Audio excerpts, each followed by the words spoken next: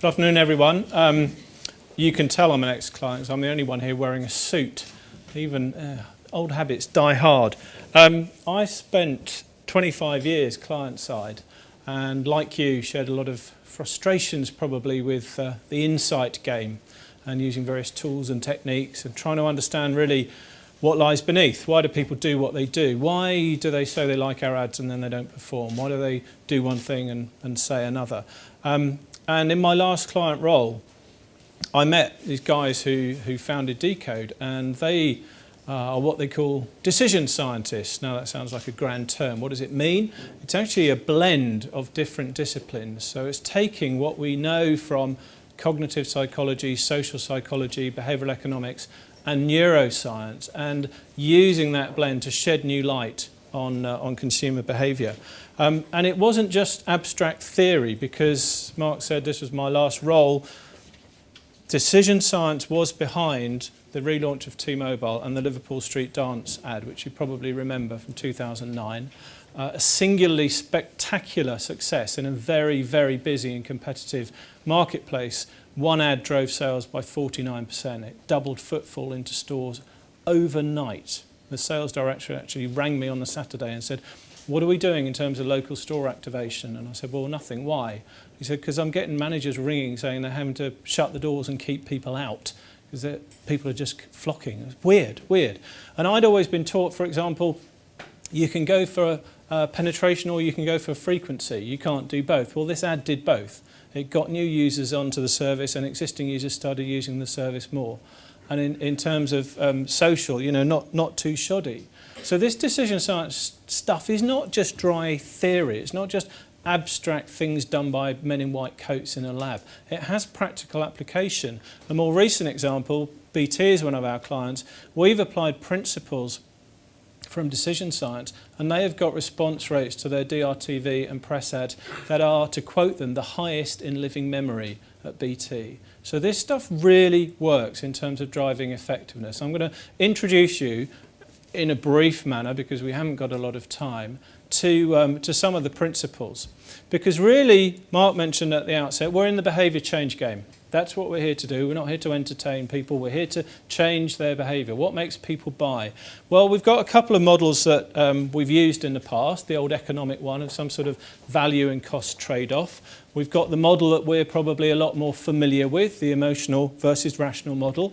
But neither of them are really adequate to explain things like this. The pack on the right has a purchase intent 20% higher than the pack on the left. Now, science can tell you why that is. It's a principle known as perceptual fluency. It's actually easier for right-handed people's brains to process the pack on the right, and they favour it because they're able to process it more easily and quickly and effortlessly. Now, wouldn't it be good if your art directors knew stuff like that? No cost in changing, just do the one on the right and you sell more. Well, this example, a price reduction, £8 down to £5.99. As you can see, objectively, the discount is the same in these two price tickets, left and right. Subjectively, obviously, they're different. Now, I'm going to ask you, imagine you had to recommend to a client, you're going to show a sale price in an ad. Which do you think is more effective? Let's have hands up if you would go for the one on the right, if you think that's more effective. Okay, hands up who'd go for the one on the left. Roughly 50-50, and that is replicated in other groups. I've tried this at a retail marketing conference. People taking these types of decisions every day, and it's roughly 50-50. Now, what happened in reality, the one on the right significantly outsold the one on the left. Now, consumers can't tell you why that happens. They can post-rationalise the reasons for their choice, just as you all had cogent reasons for your choice of left and right. But there are processes going on automatically in the brain, implicitly, to which we don't have introspective access, that cause us to favour that one on the right. What about this one? What a fantastic campaign when Dove relaunched in skincare. Brilliant brand communication idea. Real women in advertising. Campaign for real beauty. Worked fantastically for Dove in skincare, and so Ogilvy and Unilever quite naturally assumed, let's transfer it when Dove segments into different categories. And it didn't work in hair care. How come? How can we explain that using these other models? How can we explain also that despite being written to an identical brief with the same creative team, the same director, that the successor to Cadbury's Gorilla performed very differently? How come? How do you explain that with the emotional, rational or economic model? So another interesting one is we probably all grew up thinking that we want people to like our ads, and if they like them, then they will want the product, that there is somehow a causal relationship between liking and wanting. Well, this little chap here consistently has topped the polls for the most disliked and irritating advertising in the UK, and yet the business has been growing in double digits since it started. Why? Because, very simple, there's different neural circuitry in the brain for liking and wanting. It is perfectly possible to like something and yet not want it. We do it all the time in our lives, and the reverse is true. So let's not assume that there's a causal relationship. If the two do coincide, you have a very powerful effect, but don't just assume one follows the other. Now, the foundation for a lot of this is down to this chap here. You're probably aware and may even have read his book, Thinking Fast and Slow. Professor Daniel Kahneman won a Nobel Prize in Economic Sciences 11 years ago for his work on decision making. And what Kahneman put forward is that there are two systems of mental processes in the brain, which he called System 1, System 2. We use a metaphor of an autopilot and a pilot. The autopilot does the vast majority of the heavy lifting, and indeed the vast majority of the work. The pilot is there necessarily and with a very important role, which is to override if necessary. New information, unexpected situations, when learning something, that's a role for the pilot. But generally the pilot's happy to let the autopilot do the work. And as systems, they have very different characteristics and capabilities. The autopilot works incredibly quickly, processes data in parallel fashion. It works effortlessly, associatively and spontaneously.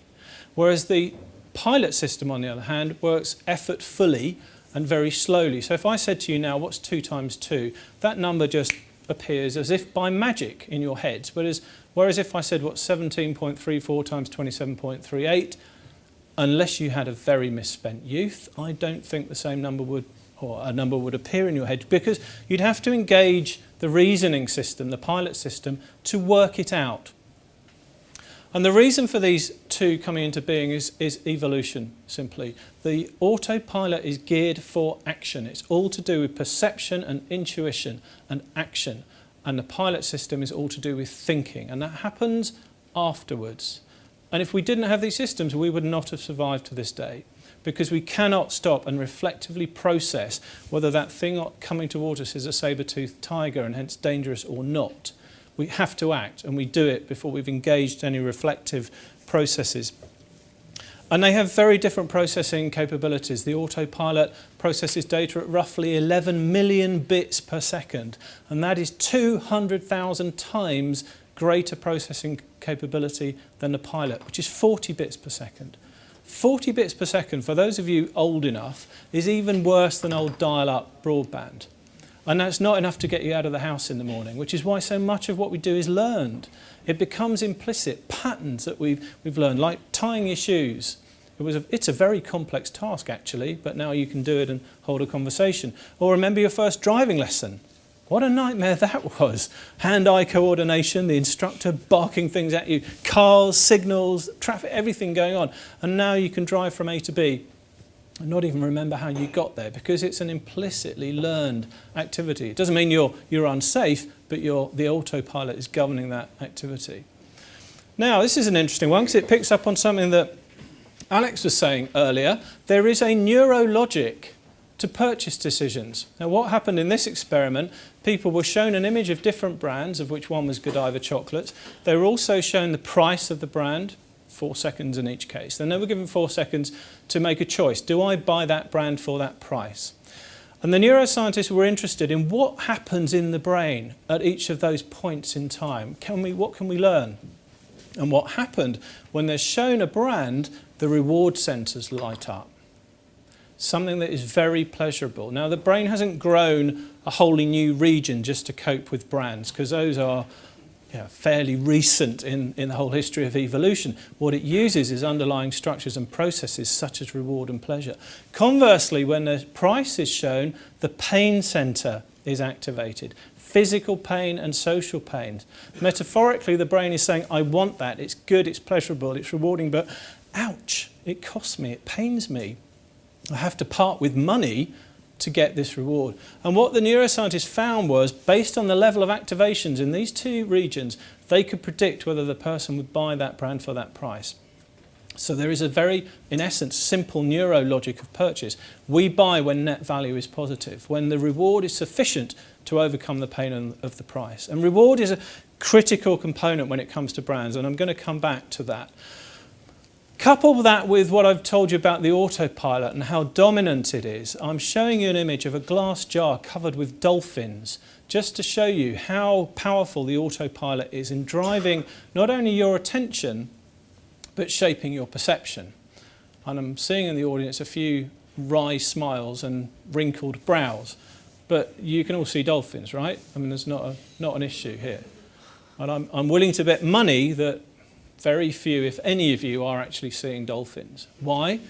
Because your autopilot, unconsciously and in milliseconds, without any control on your part, locked on to an image that is rewarding to adult human beings. Now, when this image is shown to children, they tend to see dolphins because dolphins are rewarding to them, but they're not to us. Now, this is significant because unless you understand what rewards the autopilot will lock onto and which it finds rewarding, if this was your ad and you're in the business of selling dolphins, you're in trouble, because you really need to understand this. And where this really gets interesting and quite knotty for marketeers is when you look at the often stark differences between how we report these things. These are real data from one of our clients. On the left-hand side, you have a bunch of brand attributes, typical things you'll all be familiar with, measured by their tracking study, the data set on the left, the explicit image as interrogated when the pilot is asked to respond to direct questions. And you can see the results between Bank A and Bank B. On the right-hand side, the same attributes, however, this time measured using a different technique that accesses the autopilot, the implicit response. Look at the differences. Not only is it far more sensitive in terms of teasing out the differences between brands, but in some cases, the data points are actually reversed. Now, this is profound because the data set on the left is what you and your clients are using to plan activity, and the data on the right is what's going on in people's heads and how they are going to buy. And a lot of this is captured in neural networks. It's the brain's organising principle. Everything we learn from birth onward on a basis of what fires together, wires together. We create pathways and networks. So if you imagine when we're born, our brain's like a field of freshly laid snow. And as we walk across the field, we leave some footprints. If we turn around and retrace our steps, gradually we forge a path through the snow. And the more often we walk that path, the faster and easier it becomes to navigate. And that's analogous to a neural network. What fires together, wires together. And all of the experiences we have with brands from birth onwards, literally, who's using it, when, why, on what occasion, who else was there at the time, what other senses were engaged, what have I learned, what have I heard, what have I seen, all form part of this associative network. And in the heart of that is really brand equity. It's all the values, the concepts, the sensory properties, that it triggers. And what we can do now, using a very simple technique, is to access this network. Key to that, and key to rewards, and this is really the heart of brand equity, is something called goal-directed behaviour.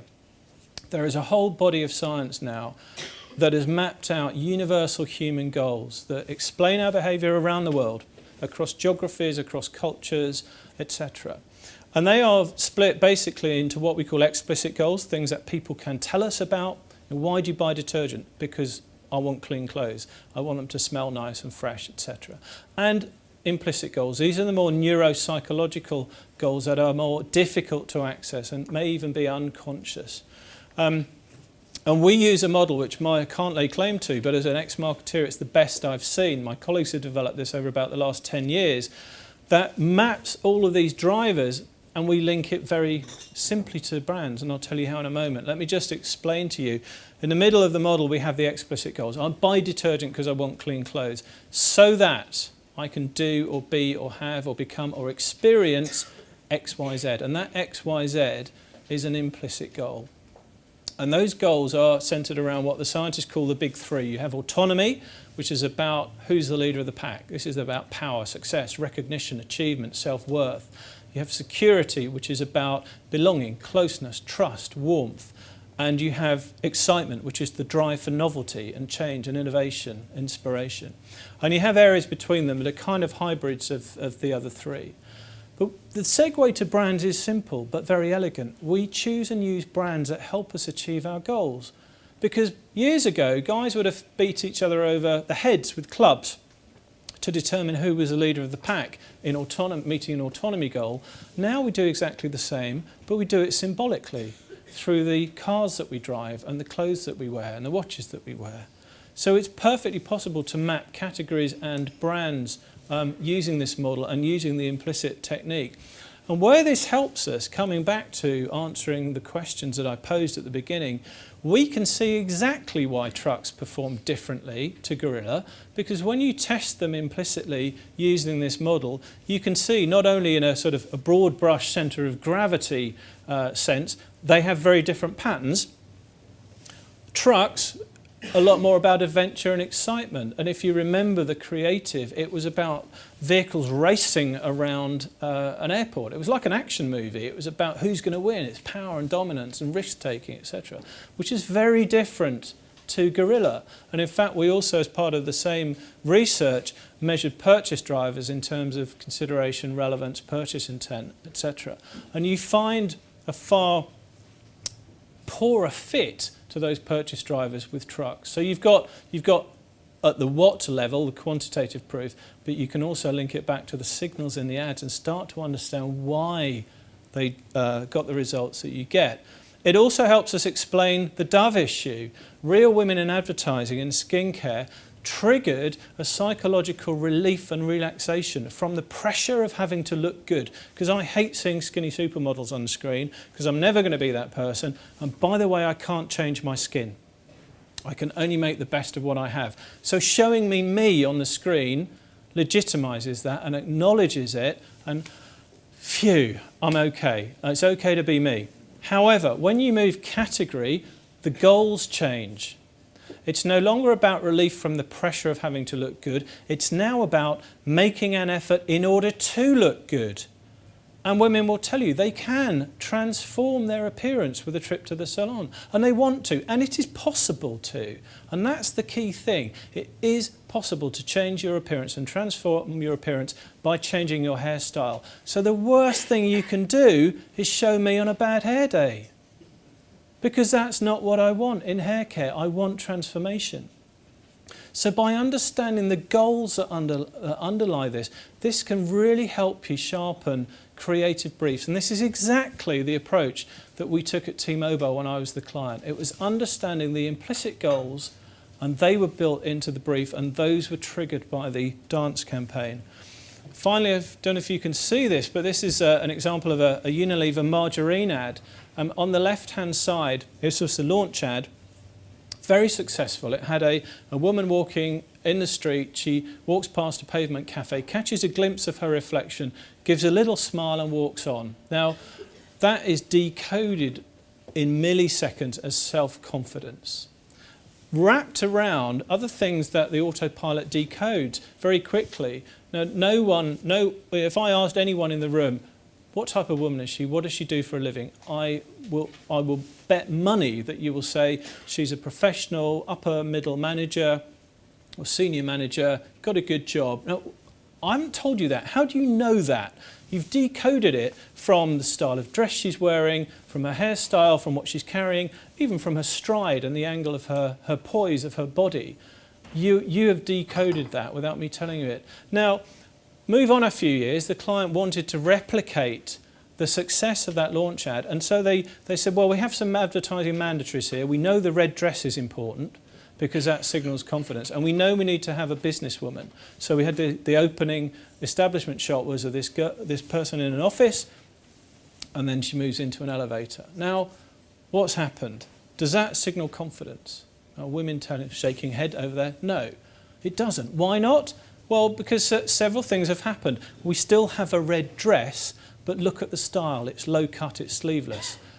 Women's autopilots immediately decode that as having a different meaning. This is now informal, going out, versus the professional business type dress. Physically, she's a younger model. Implicitly, that means she's less senior in the hierarchy. Couple that with the ponytail, the slide in her hair, the fact she's got a shoulder bag now rather than a sort of portfolio or laptop, and all of these signals coalesce to give us implicitly a very different meaning for the autopilot, although at an explicit level, the communication objective remained identical. That's why we really need to understand how the autopilot decodes this sort of stuff, because otherwise you won't be as effective as you choose to be. So it's based around consumer goals and understanding of these signals. So that's really what I wanted to tell you. It's a whistle-stop tour. I will blatantly plug my own book, although I haven't got a slide for it. It's called Decoded, the science behind why we buy. But if you search for Decoded and Phil Barden, you will find it, I'm sure. I hope it's far sort of wider ranging look at decision science and with a lot of practical application. Mark kindly gave me a very good review of it, which must be good, I guess, coming from him. So there we are. And thank you very much for your attention. Thank you, Phil. Thank you very much.